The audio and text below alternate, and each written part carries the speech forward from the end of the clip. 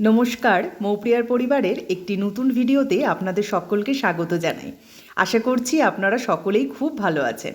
ব্যাগপত্র দেখে আশা করছি বুঝতেই পারছেন যে আমরা কোথাও একটা বেড়াতে যাচ্ছি। শিয়ালদা স্টেশনের দক্ষিণ শাখা থেকে আমাদের ট্রেন। আমরা যাচ্ছি সুন্দরবন লাগোয়া একটি ছোট্ট গ্রামে বেড়াতে। এই যে আমার উল্টো দিকেই বসে আছে মামা আর মামি, সেই মামিরই জন্মভূমিতে আমরা যাচ্ছি বেড়াতে, মানে মামির বাপের বাড়িতে।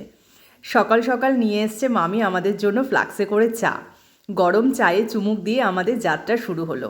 পরের অনেক দিন ধরে ইচ্ছে হচ্ছিল কোথাও একটা বেড়াতে যাবে, আর সেই সুযোগ হয়েছে গ্রামে যাওয়ার। সেটা আর কিছুতেই হাতছাড়া করা গেল না, কারণ গ্রামাঞ্চল ঘুরতে আমার বর খুব ভালোবাসে। গল্প করতে করতে আমরা কিন্তু প্রায় চলেই এসেছি এখানে, কিন্তু এখানে এসে হয়ে গেছে আমাদের ভ্যান পাংচার। ভ্যান ঠিক হতে কিন্তু প্রায় অনেকটা সময় লেগে গেছে, কিন্তু ওই যে সবাই মিলে বেড়াতে যাওয়ার এটাই একটা মজা। এতক্ষণ যে বসে থাকতে হলো তাতেও কারোর মনে কোনো দুঃখ নেই, আক্ষেপ নেই। সবাই মিলে হই হুল্লোড় করে প্রায় 8 ঘন্টা 45 মিনিটের ওপরে আমাদের কিন্তু এখানে সময় লেগে গেছিলো। আর ভ্যান ঠিক হওয়ার পরে আবার আমরা রওনা হয়ে গেলাম। খুব সুন্দর একটা রাস্তার মধ্যে দিয়ে এখন আমরা যাচ্ছি।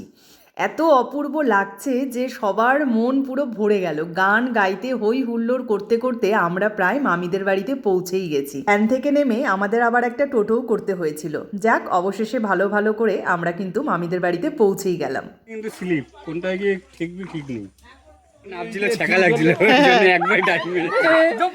বলেছিলাম জল ঠান্ডা। তুমি ভিডিও করেছো? এখানে এসে আমাদের খাওয়া দাওয়া তো হয়ে গেছে, আর এই যে এদের এখন আসার পরে ঘুমের কোনো নাম নেই। সবাই মিলে খেলতে শুরু করে দিয়েছে ফুটবল। এই যে এত সুন্দর পরিবেশ।